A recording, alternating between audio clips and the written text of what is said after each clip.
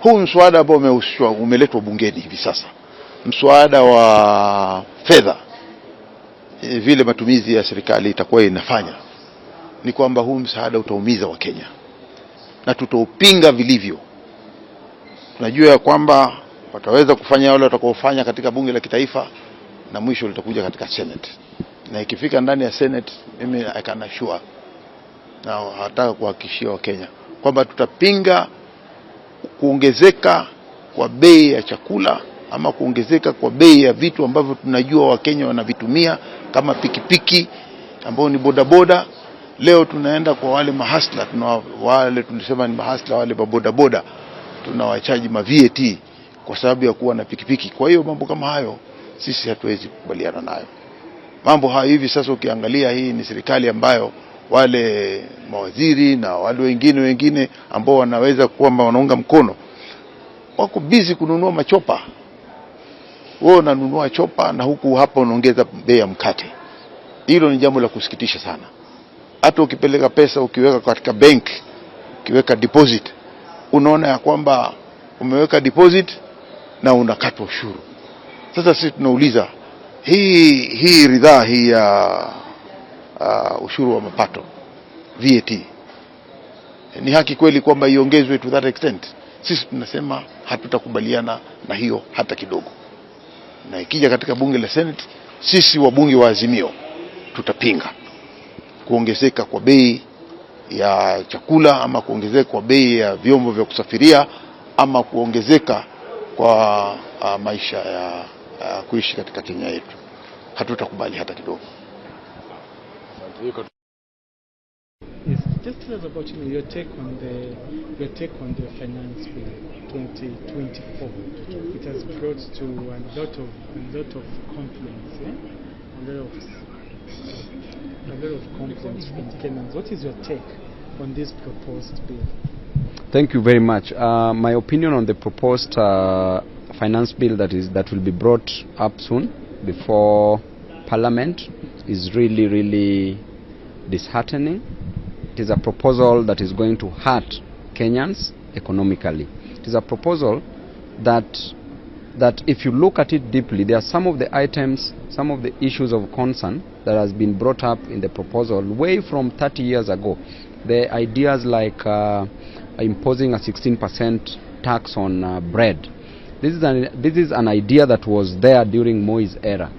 This is an idea that will be so hurtful to Kenyans, because if a Kenyan cannot afford a bread, and therefore you will know that again at that particular moment there is a big problem, and that problem can lead to anything.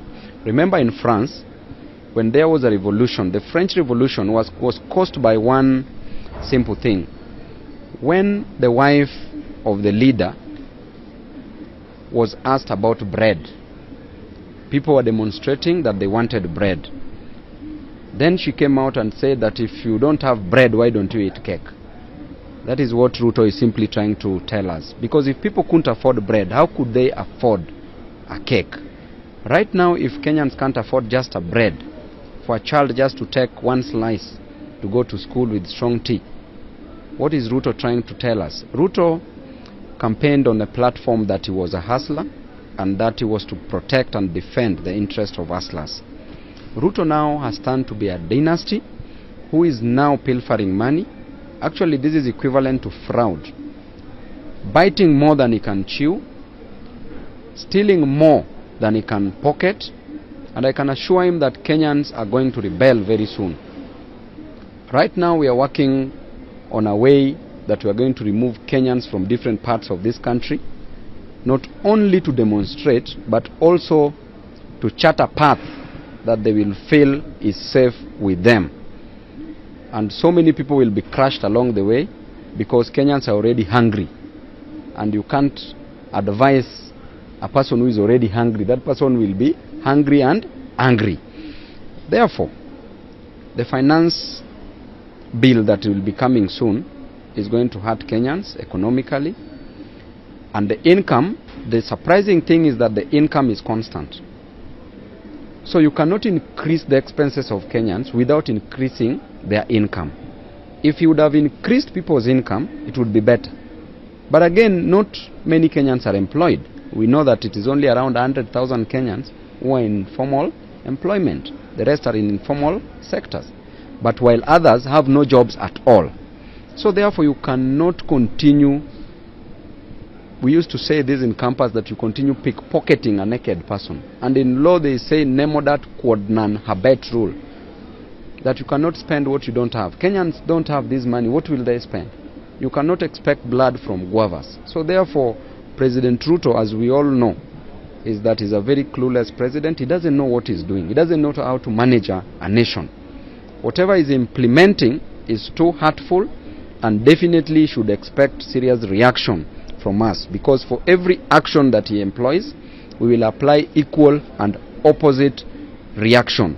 But this might not be equal. It will be above equal, so that at least Kenyans can know the way forward. Definitely we are headed in the wrong direction.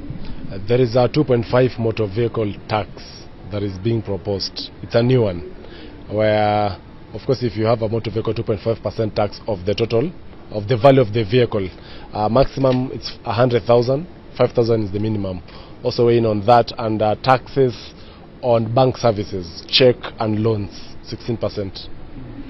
First of all, if I talk about the service industry gives Kenyan economy over 61%. It contributes to 61% of the Kenyan economy, then followed by agriculture. If we talk about the service industry, which has banking and insurance, if a mwananchi, a common mwananchi, a hustler goes to take loan to do business, then we increase tax on this loan in terms of the loan interest being given by the central bank rates. The moment it goes high, the way it is high, the loan interest will be higher. Then in addition to that, you put an additional charge, the transaction cost, which is still higher. So the question is, why do we want to burden a common mwananchi with all these taxes? That person who's going to take loans to do business, what money will that person be left with for their businesses, to start business, to use as a capital to start business? It means that we are killing even businesses in this nation. We are discouraging borrowing. People can't do business without borrowing. They have to borrow, because there is no serious source of capital for them to do different businesses. And then when we come to motor vehicles, it is too wrong. When Ruto was talking in Naivasha, he said very well that Japan will bring cars here, and therefore people will even buy vehicles on duty free, right? He said that if you go to a car yard in Naivasha, you will get vehicles that are very affordable and cheap prices. But what is he doing now?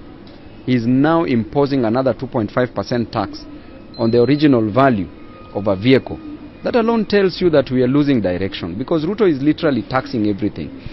If you go to Central, is now, if he sees that in your compound you have a fruit, like you have a fruit, a mango fruit, if you have avocado, he sends KRA people to climb the top of a tree to count the number of avocados in your compound, and is imposing tax on every avocado. Surely, what are we doing as a nation? This is just, Ruto is reducing this country, I don't know to what, to be honest. This is a person who used to be a vice chairman of CU, Christian Union. What happened with power? You know, I'm so concerned, because he's a fellow Kenyan like myself. I'm so concerned because we are losing one important sheep of Christ. You see? And you see, the Bible even says that if you lose one sheep, you should work 10 times harder to bring that sheep into the homestead, right? Back home. So this is a sheep that is lost. And Ruto should be the person that he used to be. That person who was in Chiromo. That person who was in CU. That person who mastered the Bible. That person who could cancel people because of poor marriages. That person who did his best while in campus.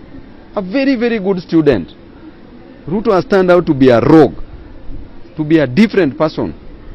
And now he was named Zakayo, so he's becoming even worse than Zakayo. Even Zakayo gave up. Zakayo in the Bible gave up and returned everything, honestly speaking. But what is happening now? So we give up.